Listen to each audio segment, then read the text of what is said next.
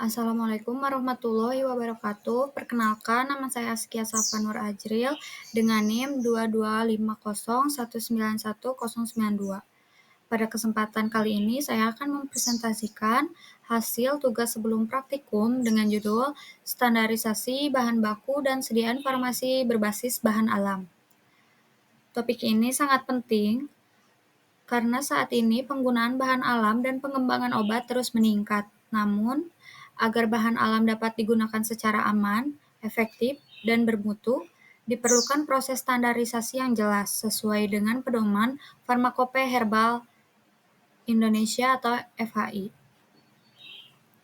Sebelum masuk ke pembahasan utama, perlu kita pahami terlebih dahulu apa yang dimaksud dengan standarisasi bahan alam.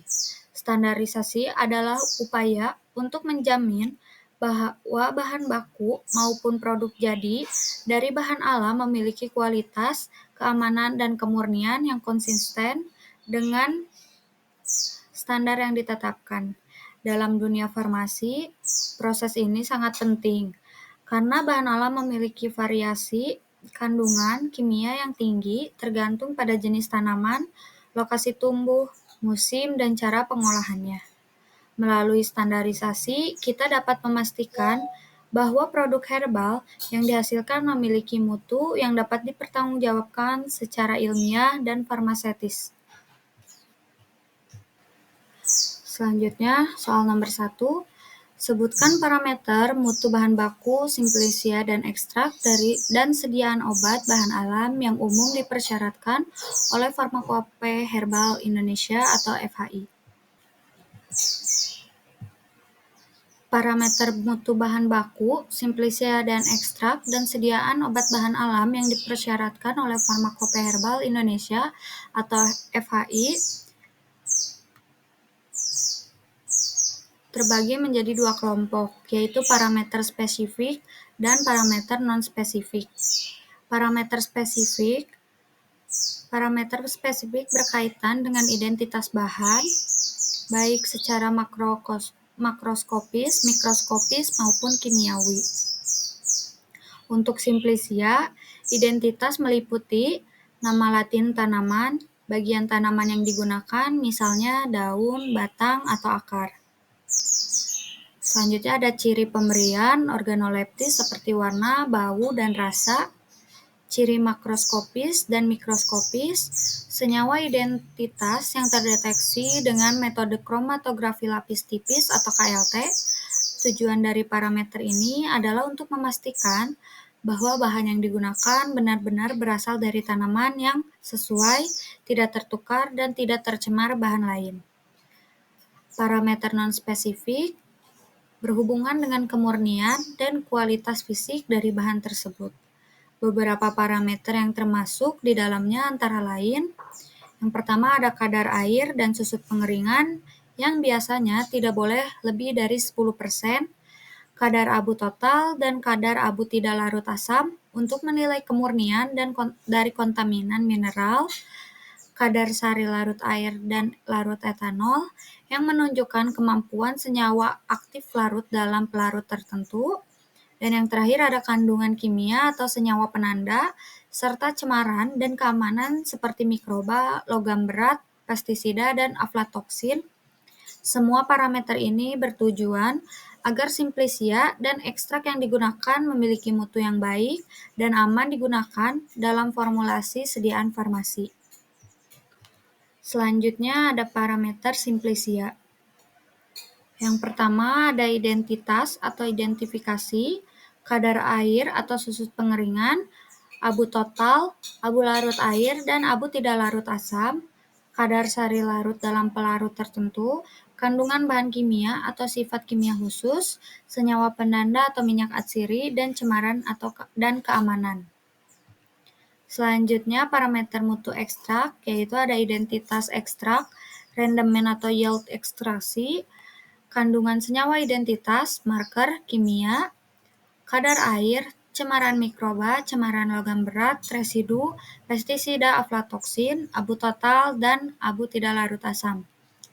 Selanjutnya ada parameter mutu produk jadi atau sediaan obat bahan alam, ada fisik atau organoleptik, kimia, atau kandungan aktif, kadar air atau kelembapan, stabilitas, logam berat, residu pestisida, aflatoksin, parameter khusus tergantung bentuk sediaan.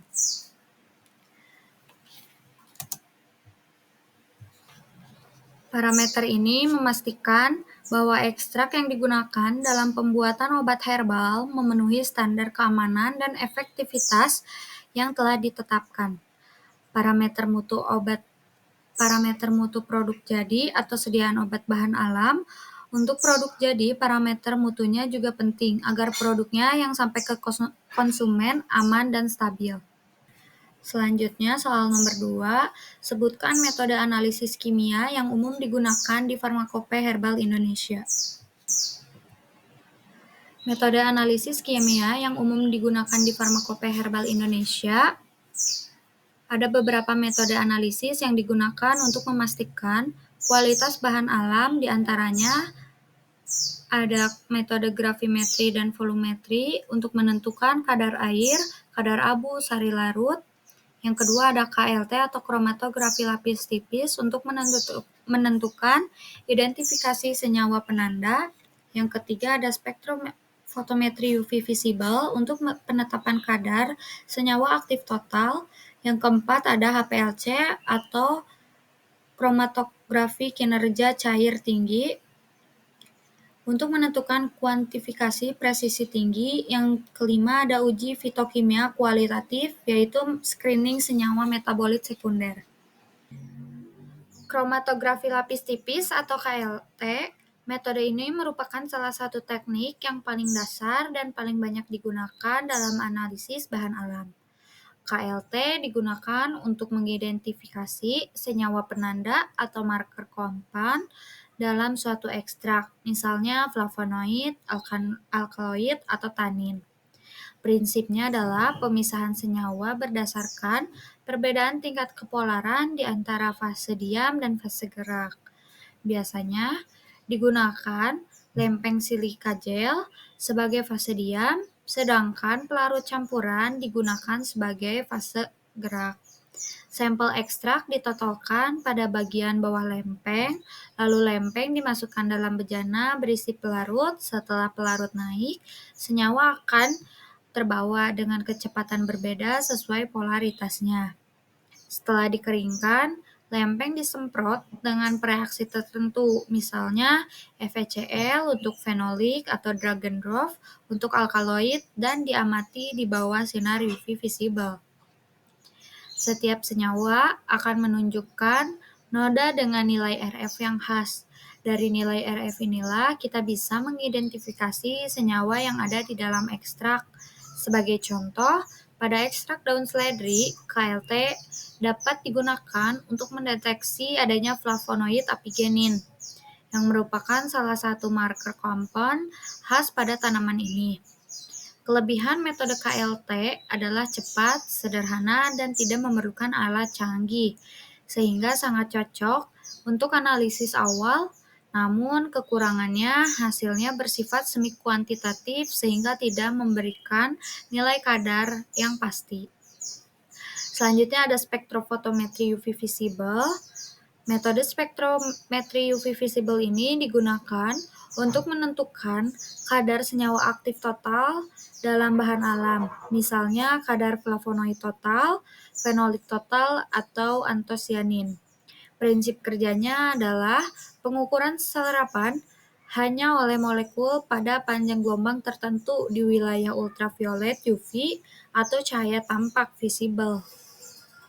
Misalnya, flavonoid seperti apigenin pada daun seledri akan menyerap pada cahaya panjang gelombang sekitar 330 sampai 350 nanometer. Sementara senyawa fenolik seringkali menyerap pada kisaran 270 sampai 290 nanometer. Semakin tinggi nilai absorbansi yang terbaca oleh spektrofotometer, semakin tinggi pula kadar senyawa tersebut di dalam sampel. Kelebihan metode ini adalah akurasi dan sensitivitasnya yang cukup tinggi, serta dapat digunakan untuk berbagai jenis ekstrak herbal. Namun kelemahannya adalah hasil pengukurannya seringkali merupakan kadar total kelompok senyawa, bukan kadar satu senyawa spesifik. Oleh karena itu, metode ini sering digunakan bersamaan dengan KLT atau HPLC untuk hasil yang lebih lengkap.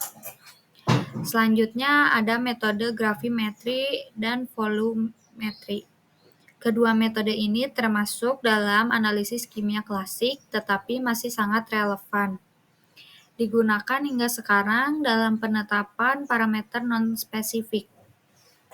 Metode gravimetri digunakan untuk mengukur sesuatu berdasarkan perbedaan berat, misalnya untuk menentukan kadar air, susut pengeringan, dan kadar abu total.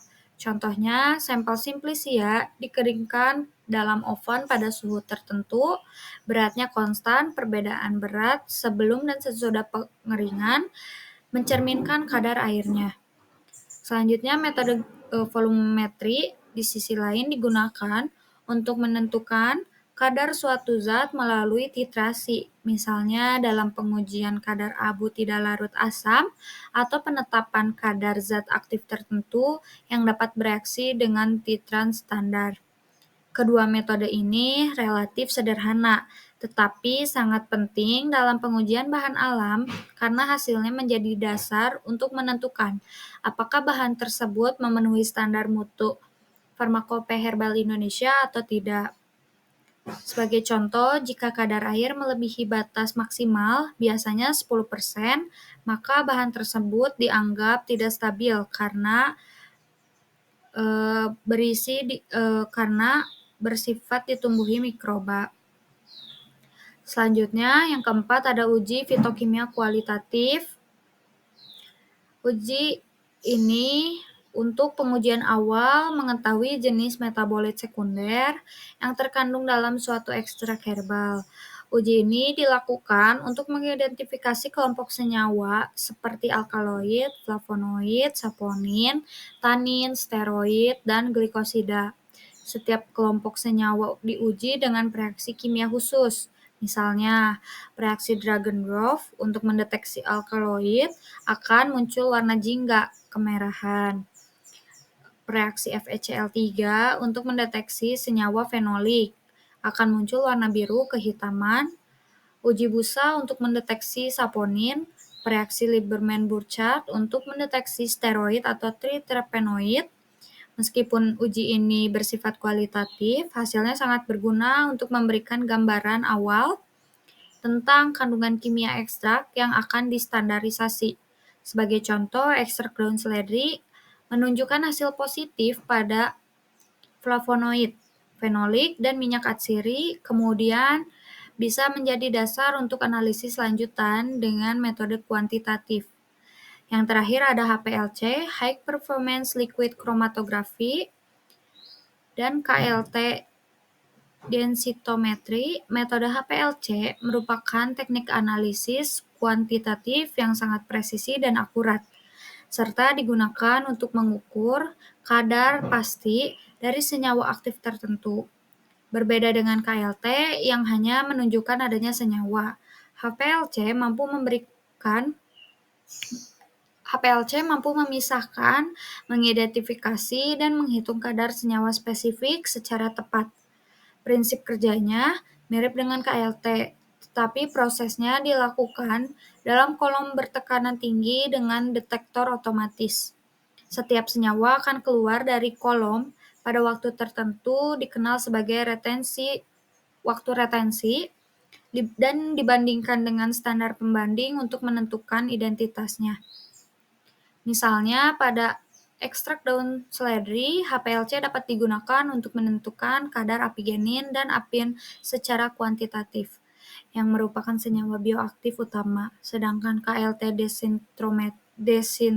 densitometri merupakan bentuk lanjutan dari KLT, di mana intensitas noda hasil KLT diukur dengan alat densitometer untuk menghitung kadar senyawa. Metode ini lebih ekonomis dibandingkan HPLC, tetapi tetap memberikan hasil kuantitatif yang cukup akurat. Kesimpulannya, jadi seluruh metode yang ada di Pharmacopeia Herbal Indonesia masing-masing punya perannya, seperti KLT untuk identifikasi cepat, spektrometri UV visible untuk penetapan kadar total, gravimetri dan volumemetri untuk analisis dasar fisik dan kimia, uji fitokimia untuk screening awal, dan HPLC atau KLT densitometri untuk analisis kuantitatif yang presisi tinggi. Gabungan dari semua metode inilah yang membentuk sistem pengujian komprehensif dalam Pharmacopeia Herbal Indonesia sehingga mutu bahan alam dapat dijamin dari hulu hingga hilir. Dengan menerapkan metode-metode tersebut secara tepat, kita bisa memastikan bahwa bahan alam seperti ekstrak daun seledri, jahe, temulawak, dan sambiloto tidak hanya aman digunakan, tetapi juga memiliki kadar senyawa aktif yang stabil dan bermanfaat secara terapeutik.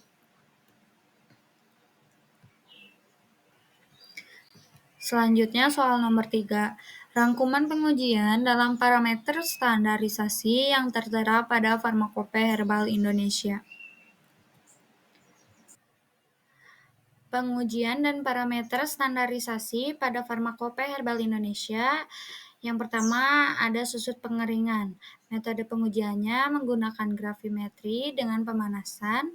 Prinsip pengujiannya pengurangan berat bahan setelah dikeringkan pada suhu yang diterapkan hingga bobot tetap. Parameter kunci yang diamatinya persentase kehilangan massa bahan uji terhadap bobot awal. Yang kedua, kadar air. Metode pengujiannya destilasi azeotrop dengan pelarut toluen atau titrasi Kalb-Fischer untuk ekstrak tertentu atau termogravimetri. Prinsip pengujiannya yaitu pemisahan air dari bahan uji dengan cara destilasi dengan menggunakan pelarut yang tidak tercampur dengan air, dan volume air yang terdestilasi diukur. Parameter kunci yang diamati yaitu volume air, mili atau persentase persen kadar air. Yang ketiga, kadar sari. Metode pengujiannya maserasi dan gravimetri menggunakan air atau etanol. Prinsip pengujiannya yaitu jumlah kandungan senyawa dalam simplisia yang terlarut dalam pelarut tertentu, air, jenuh kloroform atau etanol, setelah proses maserasi dan dihitung berdasarkan bobot residu kering. Parameter kunci yang diamati adalah persentase kandungan sari yang larut dalam pelarut tertentu, air atau etanol. Yang keempat, kadar abu total. Metode pengujiannya gravimetri dengan pemijaran. Prinsip pengujiannya yaitu jumlah bahan anorganik atau mineral yang tersisa setelah pemijaran pada suhu tinggi hingga bobot tetap. Parameter kunci yang diamatinya persentase kandungan abu total. Selanjutnya, pengujian berikutnya ada KLT. Metode pengujiannya kromatografi lapis tipis atau KLT. Prinsip pengujiannya pemisahan komponen senyawa dalam ekstrak atau simplisia berdasarkan perbedaan migrasi, daya serap dan kelarutan antara fase diam dan fase gerak. Parameter kunci yang diamatinya pola kromatogram, jumlah, warna dan nilai RF, bercak atau noda yang khas sebagai sidik jari kimia. Yang keenam ada kadar kandungan minyak atsiri. Metode pengujiannya dengan destilasi alat khusus. Prinsip pengujiannya adalah pemisahan minyak atsiri dari simplisia dengan cara destilasi dan penampungan volume minyak atsiri yang terpisah. Parameter kunci yang diamati yaitu volume minyak atsiri mili atau persentase persen volume per B. Selanjutnya yang terakhir ada kadar flavonoid total. Metode pengujiannya spektrofotometri UV visible dengan metode klorometri dengan AlCl3. Prinsip pengujiannya adalah pembentukan kompleks berwarna antara senyawa flavonoid, terutama yang memiliki gugus hidroksil bebas, dengan reaksi aluminium klorida AlCl3 yang diukur absorbansinya pada panjang gelombang maksimum. Parameter kunci yang diamatinya yaitu kadar flavonoid total dinyatakan sebagai ekivalen suatu standar, misalnya quercetin dalam persentase atau miligram per gram. Dalam dunia farmasi berbasis bahan alam, standarisasi adalah proses yang sangat penting untuk memastikan bahwa suatu bahan herbal memenuhi 3 aspek utama, yaitu mutu, keamanan, dan khasiat. Tanpa standarisasi, kualitas bahan alam bisa sangat bervariasi karena dipengaruhi oleh faktor lingkungan, cara panen, penyimpanan, hingga proses pengeringan. Oleh karena itu, Farmakope Herbal Indonesia atau FHI memberikan pedoman lengkap mengenai pengujian parameter standar untuk memastikan bahwa setiap simplisia ekstrak dan sediaan jadi memenuhi mutu yang konsisten. Dalam kesempatan ini, saya akan menjelaskan 7 parameter umum yang digunakan dalam FHI, Farmakope Herbal Indonesia, mulai dari susut pengeringan hingga kadar flavonoid total dengan penjelasan yang lebih mendalam tentang tujuan, manfaat, dan arti ilmiahnya. Yang pertama ada susut pengeringan. Untuk mengukur kelembapan dan stabilitas bahan, uji pertama yang dilakukannya yaitu susut pengeringan. Tujuan utama dari pengujian ini bukan sekedar melihat seberapa banyak air yang hilang saat bahan dikeringkan, tetapi lebih kepada menilai kestabilan dan umur simpan. Tujuan utama dari pengujian ini bukan sekadar melihat seberapa banyak air yang hilang saat bahan dikeringkan, tetapi lebih kepada menilai kestabilan dan umur simpan bahan herbal. Bahan herbal yang masih mengandung banyak air akan mudah mengalami pembusukan, pertumbuhan jamur, dan penurunan kualitas senyawa aktif. Dengan mengetahui nilai susut pengeringan, kita bisa memperkirakan apakah bahan tersebut sudah cukup kering untuk disimpan tanpa rusak. Sebagai contoh, simplisia daun yang kadar airnya tinggi cenderung lembab dan rentan berjamur, sehingga hasilnya tidak bisa dipakai untuk ekstraksi. Jadi uji ini sangat penting dilakukan sebelum tahap formulasi. Yang kedua ada kadar air untuk penentu kualitas dan ketahanan simplisia.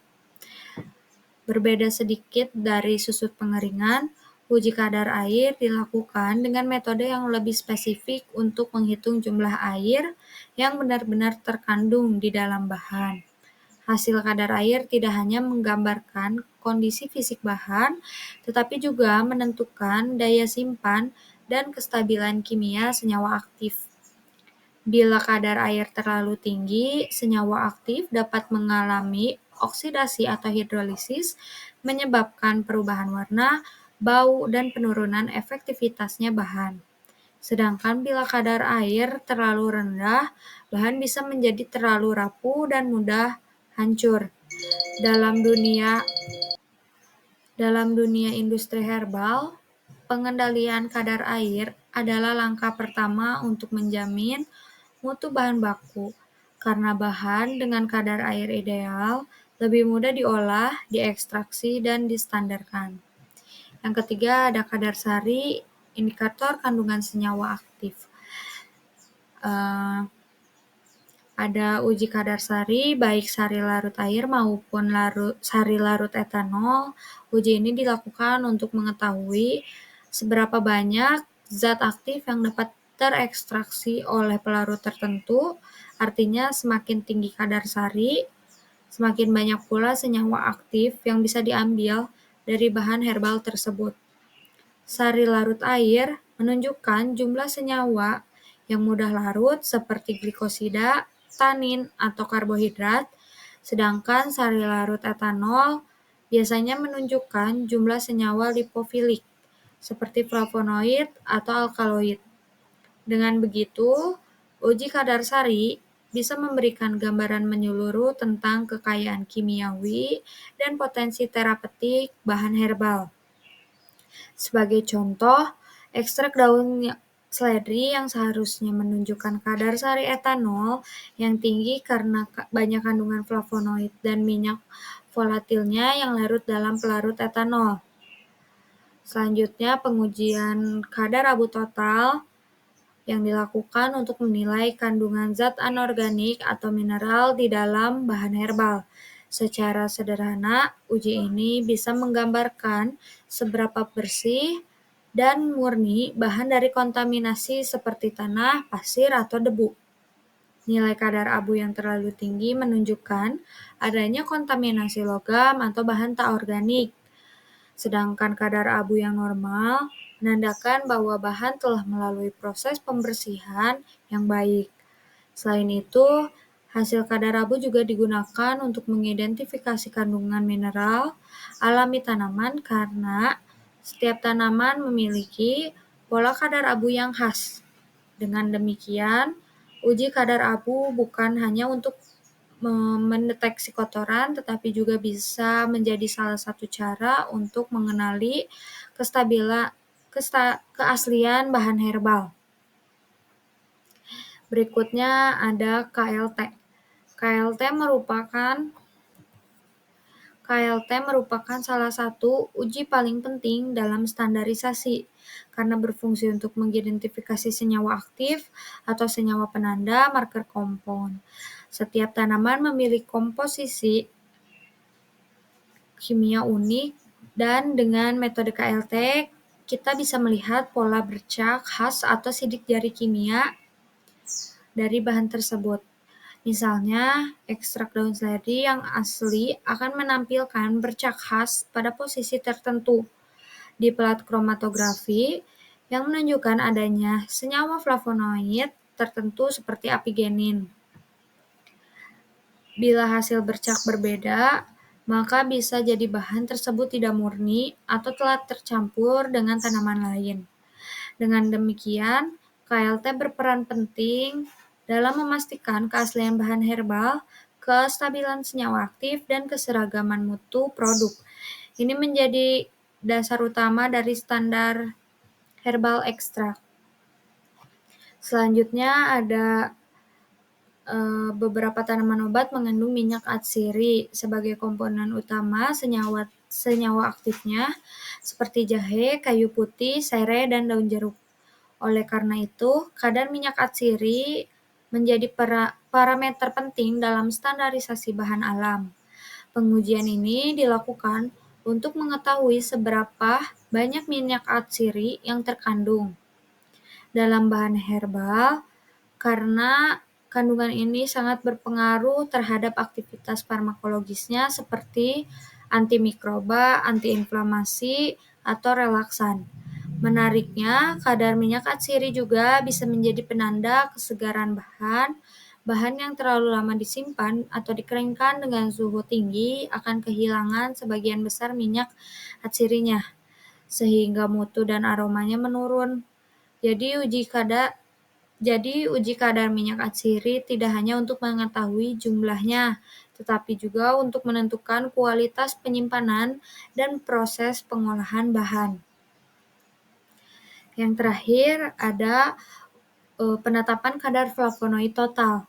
Flavonoid merupakan salah satu kelompok senyawa metabolit sekunder yang paling banyak ditemukan pada tanaman obat. Zat ini memiliki peran penting sebagai antioksidan, antiinflamasi, antimikroba, dan bahan anti kanker. Melalui pengujian kadar flavonoid, kita bisa menilai potensi biologis dan aktivitas terapeutik bahan herbal. Bahan dengan kadar flavonoid tinggi biasanya memiliki kemampuan antioksidan yang lebih kuat, yang berperan penting melindungi sel tubuh dari kerusakan akibat radikal bebas. Selain itu, hasil pengujian kadar flavonoid juga digunakan untuk menentukan standar dosis dan konsistensi ekstrak, agar setiap batch produksi memiliki kadar zat aktif yang seragam. Inilah yang membedakan obat herbal terstandar dari jamu biasa karena mutu dan